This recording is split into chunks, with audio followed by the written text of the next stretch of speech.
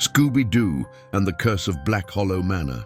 The Mystery Inc. gang had solved many spooky mysteries before, but nothing prepared them for Black Hollow Manor. It was an abandoned mansion on the edge of town, shrouded in thick fog, and there were whispered rumors about it, rumors spoken in fearful hushes. The townspeople swore it was cursed. Those who dared to enter never came out the same, if they came out at all. That didn't stop Fred, Daphne, Velma, Shaggy, and Scooby-Doo from taking on the case. After all, with a crime-solving talking dog, nothing was a challenge to the infamous mystery solvers. However, this nightmare would prove to be far more frightening than a man behind a mask. It all started when Velma received a mysterious email. "You think ghosts aren't real? Come to Black Hollow Manor at midnight and prove it. The truth is waiting for you." There was no name, no sender, just a location and a time. "This is obviously a trap," Velma said, adjusting her glasses. "But like a trap with snacks?" Shaggy asked hopefully. Fred, always up for a challenge, grinned. Only one way to find out. So that night, they drove the mystery machine through the dark, winding roads until they reached the manor. They were surprised by the silence. No birds, no crickets, just silence. As soon as they stepped onto the rotting wooden porch, the giant iron doors creaked open. Nobody was there. "Roo-row," Scooby whimpered, his tail between his legs. "Come on, Scoob, don't be such a fraidy cat," Daphne said, but there was an uneasy edge to her voice. Inside, the air smelled of decay and something worse, something rotten, something alive. Candles flickered in their holders, though there was no wind. The floor groaned under their footsteps. Then the doors slammed shut behind them.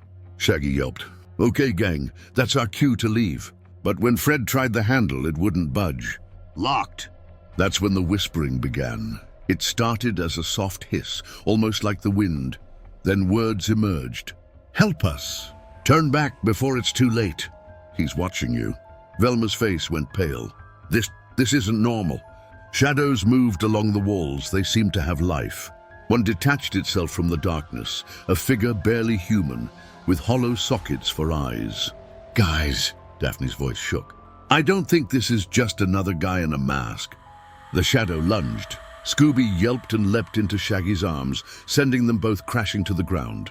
The shadow passed over them like a freezing wind. Shaggy's breath hitched as icy fingers brushed against his skin. "We gotta move like now," he screamed. They ran deeper into the house, but the mansion didn't seem to follow the rules of reality. Every door led to another identical hallway.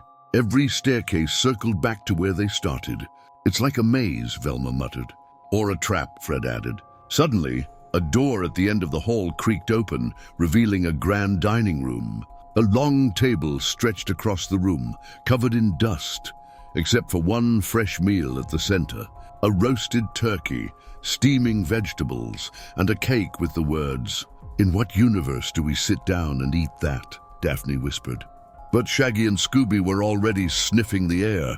"I don't know, but it smells amazing." Before anyone could stop them, they each took a bite. Then everything changed. The walls trembled. The candles turned blood red. The food rotted in their mouths, turning to ash and wriggling maggots. Scooby gagged. "Rah!" The shadows thickened, pulling together into a single monstrous figure, a towering specter with a skull-like face and jagged, dripping teeth. It had no eyes, just empty sockets that oozed darkness. "You have come where you do not belong." The voice wasn't just heard, they could feel it. Goosebumps began to form all over them. They were frightened down to their bones. Shaggy and Scooby screamed. Fred grabbed a chair and threw it at the creature, but it passed right through.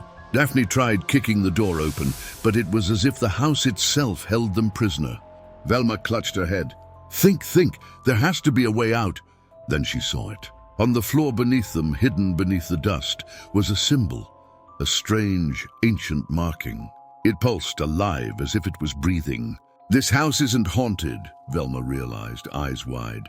"It's cursed." The spirit laughed, a sound that rattled their skulls. "No one leaves, not without offering a soul."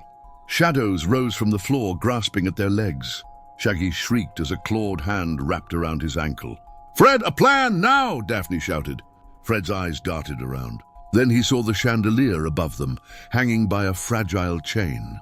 "Scooby, bite through that rope." Scooby hesitated. "Do it, buddy," Shaggy urged. With one powerful chomp, Scooby snapped the rope. The chandelier came crashing down, shattering the floor. A blinding white light burst forth from the mark, and the entire house shuddered as an unearthly howl filled the air. The shadows dissolved into dust. The monstrous spirit shrieked, its body unraveling like smoke in the wind. Then silence. The doors flew open, and the gang tumbled outside, just as the entire mansion began to collapse behind them. As the dust settled, the grand Black Hollow Manor was nothing more than a pile of rubble. Shaggy panted. "Like never again." Scooby shivered. "Never again." Velma stared at the ruins. "That wasn't just a hoax, that was real." Fred nodded. "And that means ghosts are real." Daphne crossed her arms. "And we are never doing something like this again." But they all knew the truth. There would always be another mystery. And some mysteries were better left unsolved.